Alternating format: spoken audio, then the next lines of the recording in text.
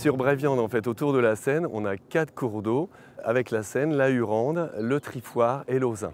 Alors sur ce site-là, c'est la Seine qui court ici, donc qui va se faire alimenter par l'Auzin un petit peu plus loin.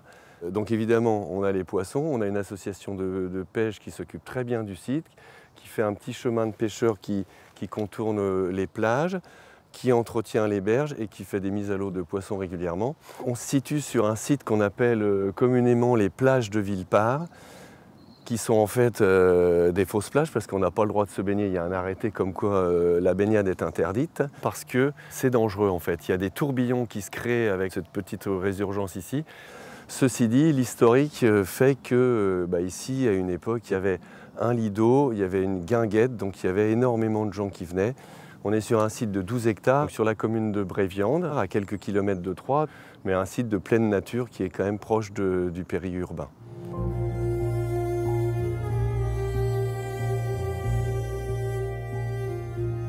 Alors, ce qui était mis en place à la Genèse, de façon à pérenniser les espaces indigènes, on a sélectionné au fur et à mesure des années, de façon à recréer des CP naturels.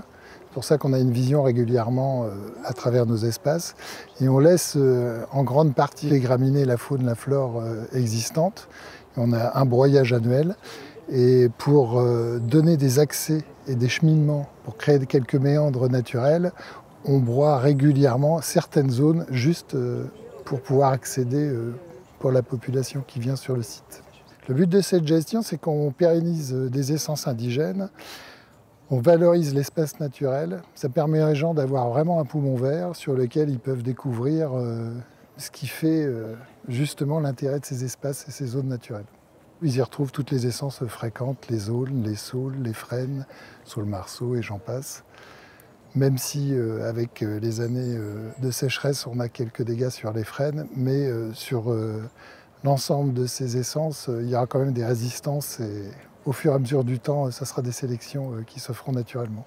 Pour revenir à cette gestion, c'est un partenariat avec différentes personnes, la PPMA, qui sont les pêcheurs, qui nous font un petit entretien sur justement leur accès à la rivière. Ensuite, nous, on a un chantier d'insertion avec lequel on travaille depuis des années, sur lequel on entretient également ces rives, mais sur une largeur un petit peu plus importante, parce que dans notre fauchage annuel, après, on va faire des entretiens sur les ripisylves, et ces ripisylves, on n'accède pas avec nos gros engins, on accède de façon plus simple avec du petit matériel thermique.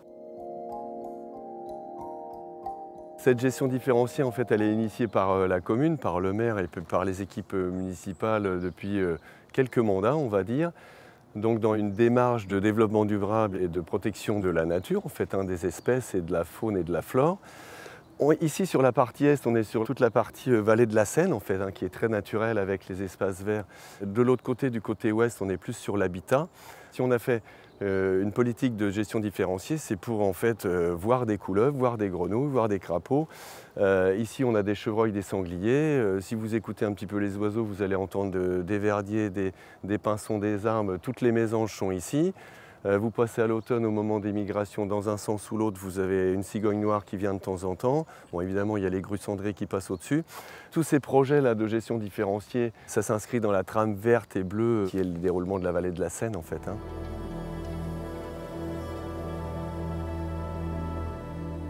La forêt qui se trouve derrière moi, c'est la zone de Clergeos. La municipalité, on souhaite qu'on laisse dans un état entre guillemets primaire, c'est surtout on laisse faire tout ce qui va se faire naturellement. Donc on n'intervient que pour deux choses, les petits cheminements et les abords le long de la voie SNCF qui est juste à côté pour les mises en sécurité, c'est tout. Les cheminements pour les pêcheurs, essentiellement, et les promeneurs, évidemment.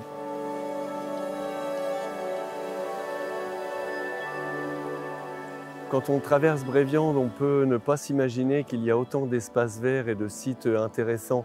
Et en fait, on découvre qu'entre la Seine, l'Auzin, la Hurande et le Triffoir, il y a des tas de sites où on peut passer un petit dimanche, pique-niquer.